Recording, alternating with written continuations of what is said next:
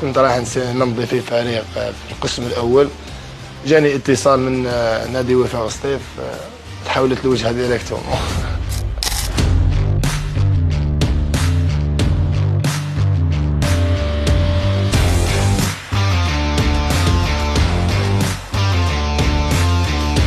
بوزيان الأحسن لاعب وفاق سطيف، مدافع محوري 28 سنة. علاش خيرت وفاق سطيف؟ اخترت نادي وفاق سطيف أكيد لأنه نادي عالمي، نادي عريق لديه اسم كبير داخل الجزائر وخارجه. ما كان حتى لاعب ما يتمناش اللعب في نادي عريق كما هذا. الحمد لله إن شاء الله نكونوا في خير على الفريق. واش هي طموحاتك هذا الموسم؟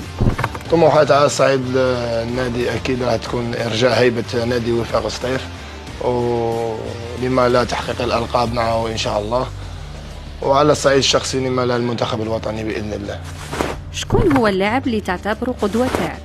اللاعب اللي نعتبره قدوة تاعي في البوست اللي نلعب فيه أنا اللي هو معيزة عادل، لاعب وفاق سطيف سابقا. يعجبني في تدخلاته في رازانته في طريقة لعبه، إن شاء الله نكون كيفه. واش من ماتش بقيت متفرج؟ المقابلة اللي قاعدة ديما في بالي تفرجتها وعشتها في لندن، مقابلة لا فينال كأس العرب ضد اتحاد جدة.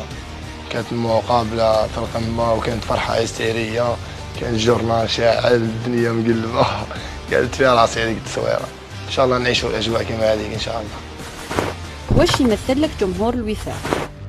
جمهور وفاق سطيف جمهور عالمي بمعنى الكلمة، يستاهل كل خير، يستاهل يفرح، يستاهل ألقاب أكثر وأكثر إن شاء الله. نقول لهم أنصار وفاق سطيف الفريق تاعهم هذا يحتاجهم، لازم يحتويوا الفريق تاعهم، وإن شاء الله احنا نديروا بوسيبل باش نكونوا عند حسن التطلعات تاعهم ونرجعوا وفاق سطيف إلى الوجهة الصحيحة إن شاء الله. كيفاش لقيت الأجواء داخل الفريق؟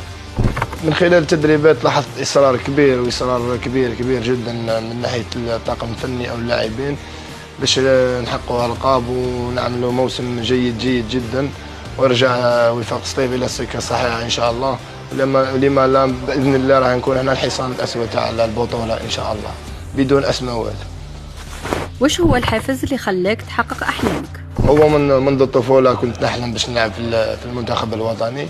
الأقربون إلي والأقربين إلي في لونطوراج تاعي كانوا يستهزئوا بيا، يضحكوا، كل واحد كيفاش يشوفها. مي الحمد لله بالإصرار والعمل والمثابرة الحمد لله دركا راني لحقت وين زدت قربت ليك المنتخب الوطني، وإن شاء الله نوصل له بإذن الله. كما لحقت لهنايا جيت من تحت خلاص، من تحت الأنقاض، الحمد لله نقدر نلحق ليكيب ناسيونال إن شاء الله. لما نتقدم الكلمة الأخيرة. الكلمة الأخيرة نشكر جميع إنسان دار فيا ثقة وكان يشوف فيا في المنتخب الوطني إن شاء الله، وكان حابني نوصل. بارك الله فيكم، إن شاء الله نفرحكم ونكون عند حسن الظن إن شاء الله.